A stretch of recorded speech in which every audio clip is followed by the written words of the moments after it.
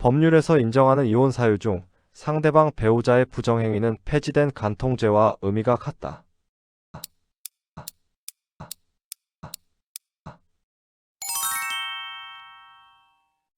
안녕하세요.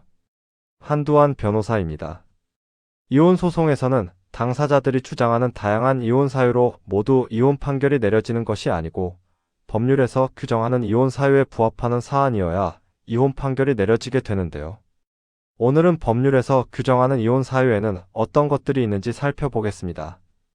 대표적인 이혼 사유는 민법 제840조 제1호의 부정행위입니다. 부정행위라 함은 배우자 이외의 자와의 성관계뿐만 아니라 부부 사이의 정조 의무를 포괄적으로 위반하는 행위를 말합니다. 이는 폐지된 간통죄와의 차이점인데, 이전의 간통죄는 부부 중 일방이 제3자와의 성관계를 하여야 성립하는 것이었던 반면, 이혼 사유인 부정행위는 성적 결합이 없더라도 제3자와의 부적절한 관계만으로도 인정됩니다. 그런데 이러한 부정행위를 근거로 한 이혼 청구에는 일정한 제한이 있습니다. 상대방 배우자의 부정행위를 알게 된 자가 상대방의 부정행위를 용서한 경우 또는 상대방 배우자의 부정행위를 알고 6개월이 경과한 경우, 부정행위가 있고 2년이 경과한 경우에는 이혼 청구를 할 수 없습니다.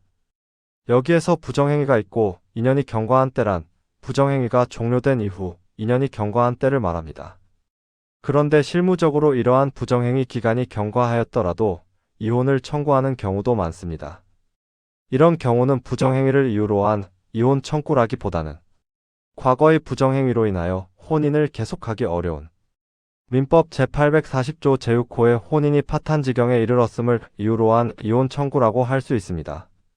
부정행위 외에도 법률에서 정한 이혼 사유로는 악의 유기, 배우자 또는 배우자의 부모가 자신에게 부당한 대우를 한 때, 배우자가 자신의 부모에게 부당한 대우를 한 때, 배우자의 생사가 3년 이상 알 수 없을 때, 기타 혼인을 지속하기 어려운 중대한 사유가 있는 때를 규정하고 있는데, 이 경우에 해당하는 것입니다. 여기에서 혼인을 지속하기 어려운 중대한 사유는 법률 규정상으로는 그 사유를 안 날로부터 6개월, 사유가 있던 날로부터 2년 안에 이혼 청구를 해야 하지만 실무적으로는 이러한 경과 기간이 적용되지 않는 경우가 많습니다. 혼인 파탄이라는 것이 특정한 일회의 사건이 아닌 단연간의 축적된 관계로 파탄에 이르는 경우가 많으며 그런 경우라면 경과 기간을 산정하는 것이 어렵기 때문입니다. 그래서 하급심 판례에서는 혼인이 파탄되었음을 이유로 유책 여부와 무관하게 이혼을 인정하는 경우가 많습니다. 그래서 이혼 소송 실무는 점차 파탄주의로 나아가고 있다고 하겠습니다.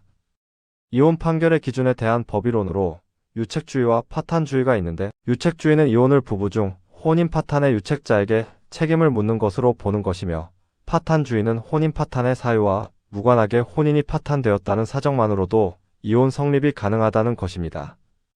따라서 유책주의에 따르면 혼인을 파탄에 이르게 한 자는 이혼 청구를 할 수 없고, 파탄주의에 따르면 혼인 파탄에 책임이 있는 자라도 이혼 청구를 할 수 있습니다. 다음에는 법원이 유책주의와 파탄주의에 대하여 어떤 태도를 갖는지 살펴보겠습니다.